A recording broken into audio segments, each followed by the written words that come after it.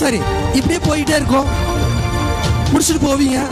தெருவில் அல்லது ஊரில் அல்லது கிராமங்களில் அல்லது நண்பர்களில் இவெல்லாம் போய் இன்னைக்கு இந்த ப்ரோக்ராம் அட்டென்ட் பண்ணிட்டு வந்திருக்கான், என்னத்தை சாதிக்க போறான், இவள் என்னத்தை சாதிக்க போறா, இவளால என்ன முடியும், என்ன செய்ய போகிறாள், அவ்வளவுதான், சும்மா ஒரு நாளை வேஸ்ட் பண்ணிட்டான் அப்படின்னு வெளியில போகும்போது, அல்லது உங்களுடைய கிராமத்தில் இருக்கக்கூடியவர்கள் அல்லது ஊரில் இருக்கக்கூடியவர்கள், உங்களது பள்ளியில் இருக்கக்கூடிய பிற மாணவர்கள் யாராவது உங்களை சொன்னா, தயவு செய்து அதை கன்சிடர் பண்ணாதீங்க.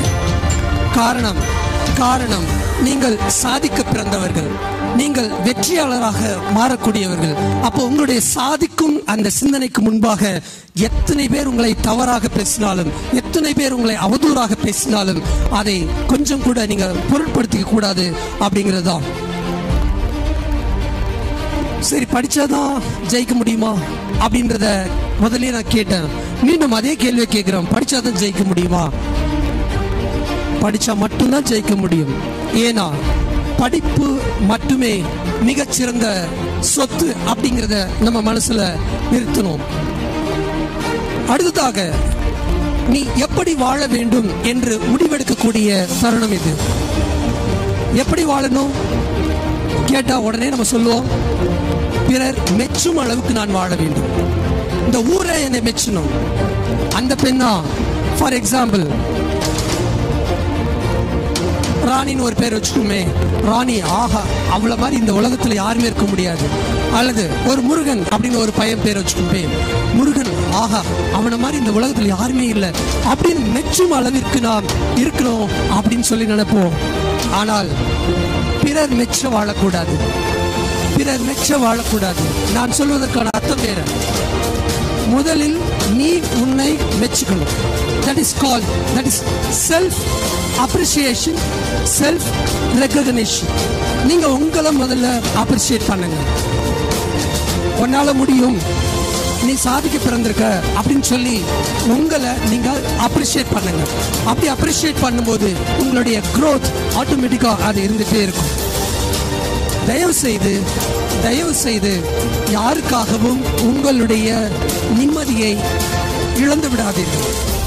உங்களுடைய நிம்மதி இழந்து விடாதீங்க. நான் ஏன் இதை சொல்றேன் அப்படின்னா, எப்ப பாரு படிப்பு படிப்பு படிப்பு படிப்பு படிப்பு, ஏன்னா எப்ப பார்த்தாலும் படி படி படி படி படி அப்படியே சொல்லிட்டு இருக்கீங்க அப்படின்னு நினைப்பீங்க. இதுல இருந்து நான் சொல்லக்கூடிய ஒரு விஷயம், படி படி என்று சொல்றது பிறருடைய நலனுக்காக அல்ல, உங்களுடைய நலனுக்காக அப்படிங்கிறது தான். அடுத்து, மற்றவங்களை போல வாழ ஆசைப்படக்கூடாது அப்படின்ற ஒரு கருத்தை நான் உங்ககிட்ட சொல்ல விரும்புறேன்.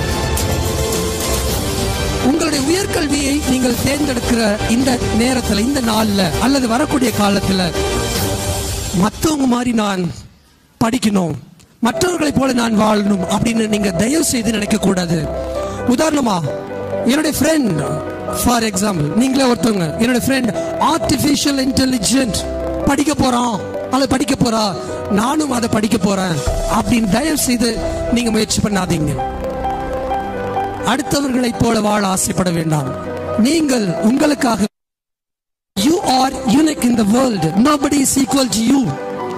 உங்களுக்கு சமமானவர்கள் இந்த உலகத்தில் யாருமே இல்லை அப்படின்னு நீங்க நினைங்க. நீங்கள் தனித்தன்மை உடையவர்கள் என்பதை நீங்க நம்புங்க. நிச்சயமா உங்களால சாதிக்க முடியும்.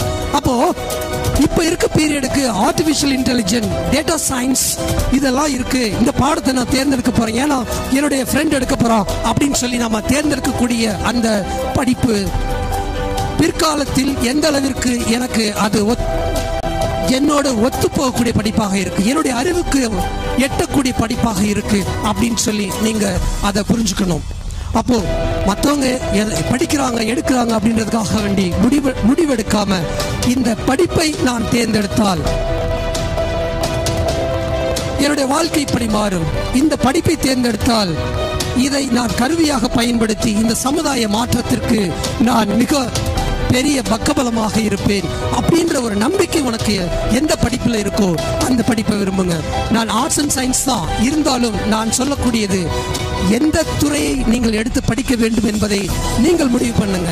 இங்க கருத்துக்கள் சொல்றதுக்கு நிறைய பேர் இருக்கலாம், இந்த உலகத்தில் நிறைய பேர் இருக்கலாம், நிறைய ஆலோசனைகள் இருக்கலாம். இந்த மாதிரி லைவ் ப்ரோக்ராம்ல இருந்து, சோஷியல் மீடியால இருந்து நிறைய கருத்துக்களை உங்களுக்கு கொடுக்கக்கூடியவங்க இருக்கிறாங்க. ஆனால்